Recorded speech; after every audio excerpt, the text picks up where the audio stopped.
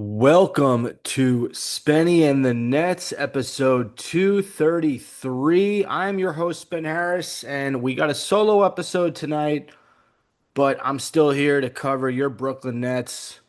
A few games to talk about. So, we have not recorded since before the regular season, and I wanted to be true and authentic with you guys. So, I watched the end of that. Well, I watched the entire Nets Rockets game, but that game just finished up. It's about 10:42 p.m. Monday night. I've been very busy this week. I was in Utah last week on a work trip, and just a lot of activities from Friday through Sunday, really. But I managed to watch every single Nets game, every minute of every Nets game, which have all been losses, as you well know. And let's start by talking about this abomination in Houston. 137-109. The Rockets beat the Nets. Similar vibes to the preseason opener against the Hornets. The Nets were never really in this game. Absolutely dominated by the Rockets from the jump. This was major versus minor league. That's what this game was. Everybody on the Rockets ate. You want to talk about their starters? Every starter was in double figures. You had Tyree Eason came off the bench with 22 points on 5 of 7 from 3, 8 of 12 from the field. The Rockets shot damn near 60% from the field, and they shot exactly 50% from three-point land. It's like the Nets weren't there on defense. And then on offense, if Cam Thomas isn't scoring the ball, this team is going to be really bad this season. Cam has had two kind of just bummer games. Tonight was another one. 9 points, 2 assists for Cam Thomas.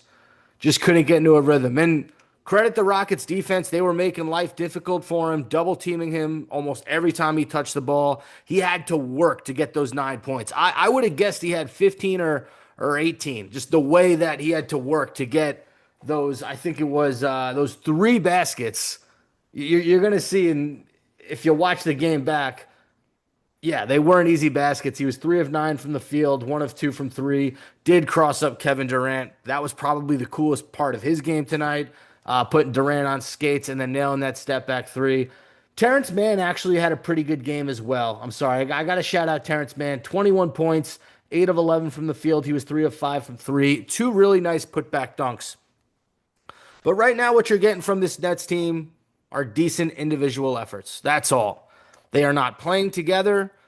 It's apparent in the defense. The offense is a lot of broken sets that end in a guy just trying to make a shot for either him or his teammate. Everything just looks clunky and gross right now. And you expect that. I mean, this is a pretty brand new team from last year. You think about the start of last year and the guys on the roster that were helping the Nets win games. We talk about Dennis Schroeder, right? Schroeder came in here. All of a sudden, he was the co-leader with Cam Thomas, and he was hitting shots and making things happen for this Nets team.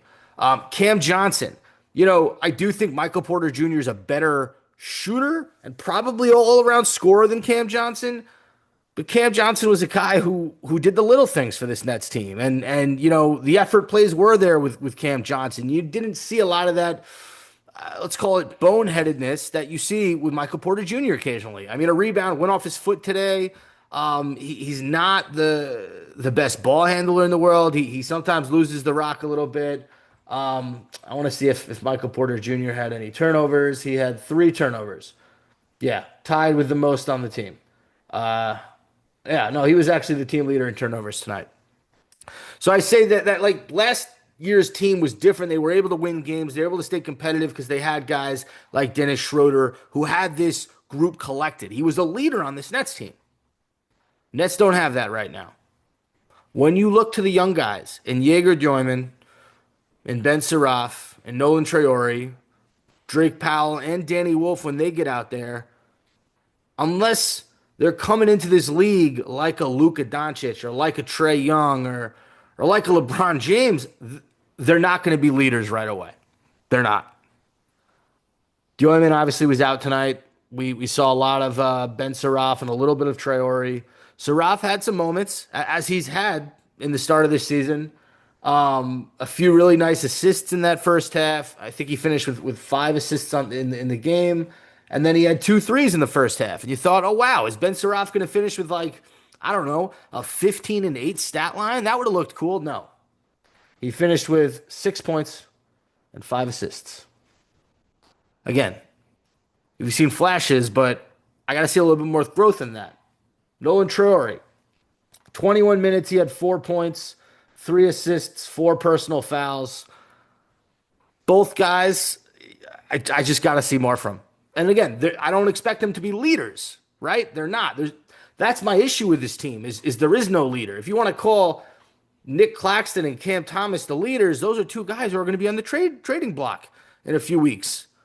There's going to be a lot of noise around the Nets trading Cam Thomas so they don't lose him for nothing in free agency. And you know, you have Day'Ron Sharpe who had a really nice game. He was, again, outside of Terrence Mann, Day'Ron Sharpe was the only net that showed up in this Rockets game. They're going to trade Nick Claxton eventually. They have to. So those two guys are the leaders of this team, and you can tell they just don't have this group together. You expect the young guys to step up a little bit, but again, it's the veterans' jobs to step up. It's Michael Porter Jr.'s job to be a leader and not get embarrassed by the Houston Rockets. You know, I'm not okay with losing. Obviously, you know, there are fans out there, they want this team to tank. I accept losing and being competitive. That's what we did last year. We were competitive and we lost. And guess what? It fucked our draft pick up. Fine. I can live with that. It sucked, but I can live with it. This is a lot tougher for me.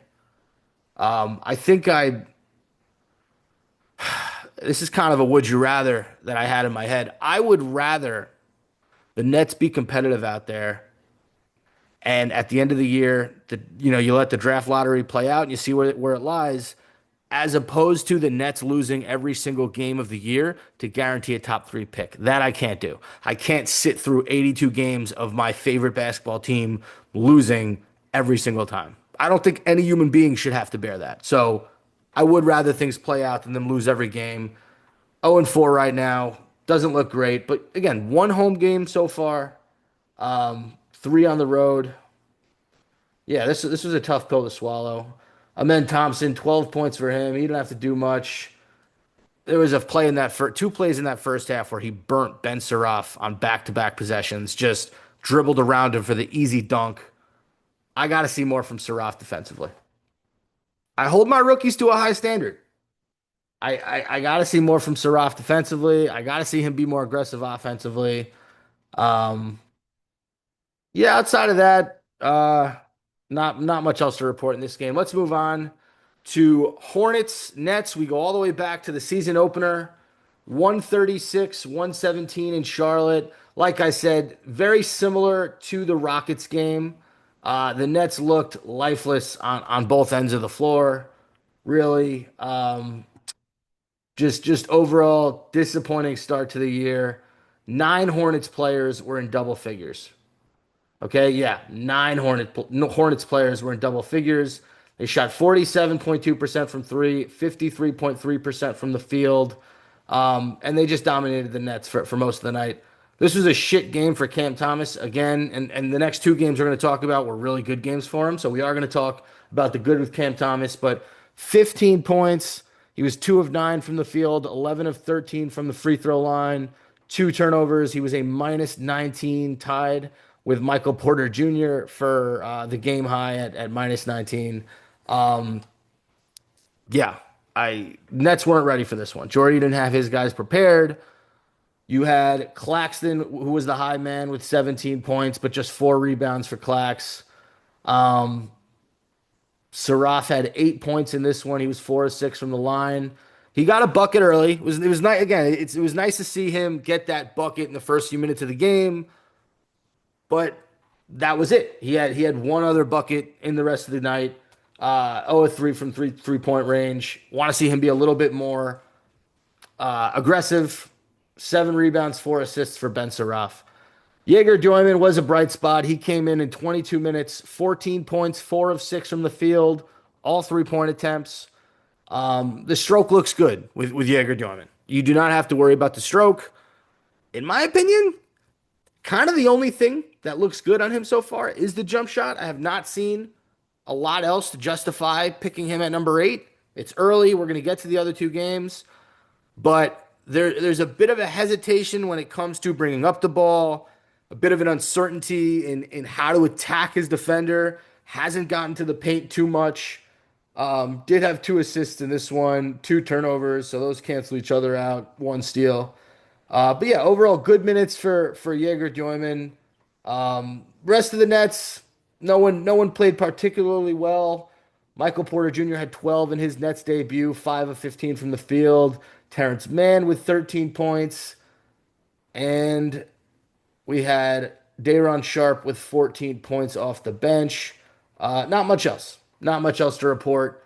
Hornets handled business. Brandon Miller had 25 points to lead the way. LaMelo Ball had a sick alley-oop to Brandon Miller, who slammed it down with one hand. In that fourth quarter, I believe, LaMelo had 20 points and 8 assists himself. Um, what else do we got? Yeah, I don't know if it's because they were playing the Nets or not. The Hornets looked really good. But again, I don't know if it's because of the competition. I like Con Knippel's game. I like the fact that Miles Bridges is still on this team. He had 18. Knippel had 11. I think if they can maybe get better at center, and Ryan Kalbrenner did have a double double with 10 and 11 in this game. But yeah, there's a lot of potential with Charlotte, in my opinion. But I don't know if that's just because they were playing the Nets and the Nets are so bad. Maybe Charlotte can sneak into the East as a 7 or 8 seed if they can stay healthy. But I did see Brandon Miller's dealing with an injury. It seems like the injuries are starting um, early for the Hornets. Again, not a great game for the Nets. The fact that Nick Claxton was your high man in the points department with 17 points, not a good look since he's not the most offensively talented player on the team. And yeah, the only bright spot was Jaeger Joyman. Okay, we move on to an ad read. All your favorite NBA players are back, and DraftKings Sportsbook, an official sports betting partner of the NBA, is the place to bet on NBA stars this season. New customers bet just $5 and get 3 months of NBA League Pass, plus score $300 if your bet wins, paid in bonus bets. Download the DraftKings Sportsbook app and use code SPENNY. That's code SPENNY. Bet $5 and get 3 months of League Pass plus $300 in bonus bets if your bet wins. In partnership with DraftKings, the crown is yours.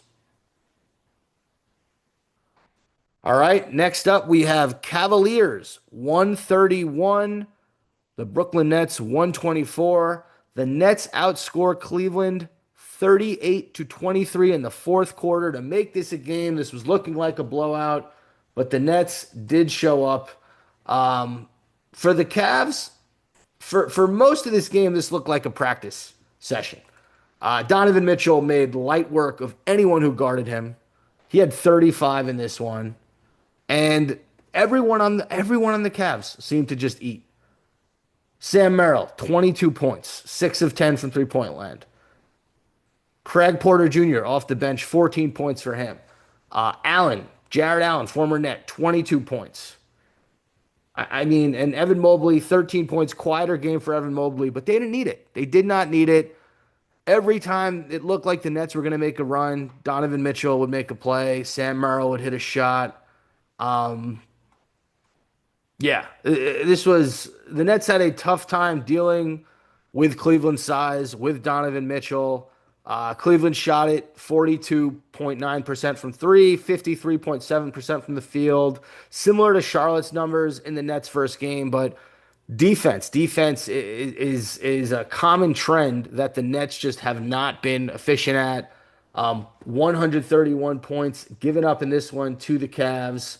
In the other two games I mentioned, 136 given up to Charlotte and 137 given up to Houston. That's really bad. And Jordy Fernandez is supposed to be a defensive coach. I got to blame him a little bit. He's 0-4 right now.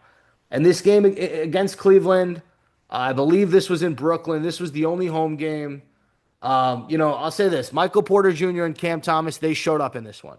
Cam Thomas had 33 points and 9 assists, 12 of 24 from the field, 3 of 11 from three-point range. Michael Porter Jr. had 31 points himself, 13 of 22, 5 of 10 from three-point range. When MPJ is on, I mean, it's fun to watch because as difficult as it is for Cam Thomas to go get a bucket, and boy, oh boy, does Cam Thomas get some difficult ones, Michael Porter Jr. oftentimes makes it look easy. Step back, hit the jumper over the defender. Contested three-point shot, swoosh. He's able to do it because he's 6'10", 6'11", and can shoot over anybody. So if he takes a step to the right, step to the left, step back, you're not blocking that shot. He's shooting like the defender's not there. So it was fun to see him go off in this one in the Nets home opener. Cam Thomas also went off. Outside of those two guys, oh, and Zaire Williams. Shout out to Zaire Williams. 25 points off the bench, 6 of 9 from three-point range, 9 of 13 from the field. I was very happy to see Zaire get it going in this one. He's been one of my favorite Nets since he signed here last year. I was really hoping he would get some run this season, and he deserves to start. I mean, if we're being real, I would play Terrence Mann off the bench, and I would start Zaire Williams. That's just me. But yeah, really good game from Zaire Williams. Other than those three guys, no one else in the Nets showed up. No one. Saraf, bad game for him. 2 points in 18 minutes, 1 assist, 3 turnovers. Really, really just did not make his presence felt. Another good game for Jaeger Doyman. Came in, went 3 of 5 from the field, 3 of 5 from three-point range. We're starting to see a pattern here. This guy does not like to shoot two-pointers. Only three-pointers for Jaeger Doyman through 3 games. We'll get to that Spurs game in a second. He hit a very, very big shot down the stretch in the fourth quarter, I think to get the Nets within 1 point of the Cavs, or it was within 3. I don't remember, but quickly the Cavs responded and put the Nets away. Yeah, I'll say this. Like people are very, very hype on Jaeger Doyman through these first few games. Nets fans, really. I need to see more. He's the number 8th pick, okay? I don't need a guy that can hit a few three-pointers a game. We watched Sam Merrill do the exact same thing on the other end, right? Sam Merrill had 6 three-pointers in this game. Yeah, granted, he played 26 minutes to Jaeger's 25, but I got to see a little bit more. He did have 6 rebounds and 4 assists in this game, so he was a +4 on the night. He did affect the game in more ways than just shooting the 3, but offensively, I want to see him be more confident. I want to see more aggression from him. I don't want to see so little flashes from these guys that I only remember 1 or 2 plays. I want to remember 4 or 5 plays from each game. Give me 2 to 4 plays. Okay, the one play in this game, Jaeger hits the 3, everyone goes nuts. That was really it for me. I need more from him, but again, another bright spot for the Nets in a loss. Outside of those guys, nothing really else to report. Nets didn't shoot the ball particularly terrible. 51% from the field, 42% from 3. Like I said, they outscored Cleveland by 15 points in the fourth quarter, but wasn't enough. They give up 131 and lose their home opener to the Cavaliers. And the final game that we're going to talk about is the Nets in San Antonio on Sunday during the day. The Nets lose that game 107 to 118. The Spurs are a scary basketball team. I will say that Wembanyama is an MVP candidate. He's a top 3 player in the league right now, not next year. He had 31 in this one, 14 rebounds, 4 assists. But the thing that I'm seeing with Wemby that I'm so fucking impressed with is the fact that he's becoming a connector. So he's not only going to get his 31, he only had 4 assists in this one, but a lot of hockey assists. He is finding the open guy every time he's double teamed. Of course, he can shoot over it. He said in the preseason he wants to get his guys looks. I'm paraphrasing here, but he got everyone eating tonight. Devin Vassell, 16 points. Stefan Castle, 13 points. Julian Champagny, 13 points. Keldon Johnson had 19 points off the bench. And Dylan Harper, when this became close in that fourth quarter, Dylan Harper, who has not, been huge for the Spurs, he showed up. He was 8 of 11 from the field, 4 of 4 from the line, 20 points, 8 assists, 6 rebounds for Dylan Harper, the number 2 pick overall. Him and Wemby are going to be scary. And it's fun. Maybe it's because I'm not seeing De'Aaron Fox right now. I don't think the Spurs team needs him. Trade him. Go get another wing. I don't love their team is great, but I don't love that their wings are Harrison Barnes and Devin Vassell. I think if they got stronger at that wing position, got a little bit tougher. I'm not really sure who I'm thinking of, like a Draymond Green type of player. They do have Jeremy Sohan coming back from injury, so he's someone who can absolutely be tough alongside Wemby. But Spurs team, man, they're scary. Stephon Castle, dog. Wemby's becoming a dog. Vassell can still shoot the three. Keldon Johnson came in there. I mean, he's the longest tenured Spur, and he gave him 19 off the bench. They're a scary, scary basketball team. Oh, Dylan Harper's plus minus was plus 33, by the way. Insane. On the net side, Cam Thomas had a 40 piece, 0 assists. Take that as you will. Michael Porter Jr. was the second leading man with 16. Nick Claxton had 10, and no other net scored in double figures. Yeah. Yeah. And you could say they had their best defensive game of the season. They only limited San Antonio to 118, which is not good, but it's not as bad as the other three scores. Um, yeah, not much from the rest of your team. Terrence Mann, close to invisible. Ben Saroff actually had 0 points in this one. Uh, no, nobody else really. I mean, Jalen Wilson came in. He gave you 9 points off the bench, 3 or 4 from three, but nobody else felt their presence known. And I do got to call this guy out because, like, I kind of call two people out. Um, I know it's early, but Nick Claxton. No, we're not going to talk about Nick Claxton today. We're going to talk about Noah Clowney. Noah Clowney's a guy that Nets fans have heard and seen a little bit in the summer league. Was it summer league preseason? We all expected big things from the second year man out of Alabama, Noah Clowney. And it just hasn't been there for him this year. Um, we know that he likes to shoot the three. He has not hit it at a high clip, but you need to see a little bit more to his game. Give me something else. Doesn't look great with the ball in his hands. Looks a little sloppy on both ends of the ball. I need to see more from Noah Clowney, and I know it's early, but he does not look good. And Sean Marks, now that we're looking at that draft class, if Noah Clowney doesn't turn out to be a future net, it's Dariq Whitehead, it's Noah Clowney, and Jalen Wilson, who is on the cusp of being cut by the Nets. That's not a great draft by Sean Marks right now. And I'm promising myself I'm not going to judge the rookies. It's so early in the season. It's a long season. They're going to get better. So I'm not going to sit here and tell you, hey, he messed up with these rookies. And I'm really excited to see Danny Wolf. I think Danny Wolf is actually going to show us more flashes than Traore and Drake Powell have shown us. And Drake Powell really hasn't gotten in there either. But I think Wolf is a guy that can wow Nets fans. I think he can even wow Nets fans more than Saraf has. So I'm excited to see Danny Wolf coming. I'm not going to judge these rookies, but seeing these second or third, I think these are our third year guys in Jalen Wilson and Noah Clowney. No, it's their second year. It's their second year, correct? When was Noah Clowney drafted? Now I'm going to freak myself out. This is great podcasting. Noah Clowney draft class. Noah Clowney was drafted in 2023. Okay, so not yeah, this is his I think this is his third year. Noah Clowney stats NBA. It's late. I'm not okay, here we go. This is his third year, correct. So these guys have been on the Nets for 3 years, him and Jalen Wilson. Obviously, Dariq Whitehead no longer with the team. I'm not loving these recent draft picks by Sean Marks. We can keep going back. I mean, Day'Ron Sharpe, pretty solid.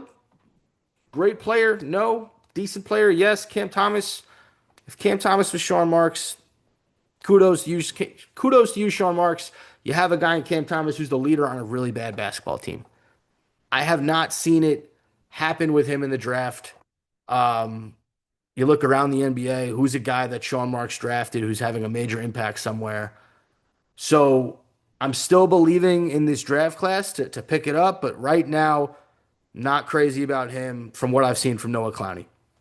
That's pretty much it. Noah Clowney not playing well is going to motivate me to criticize Sean Marks. But that's where we're at.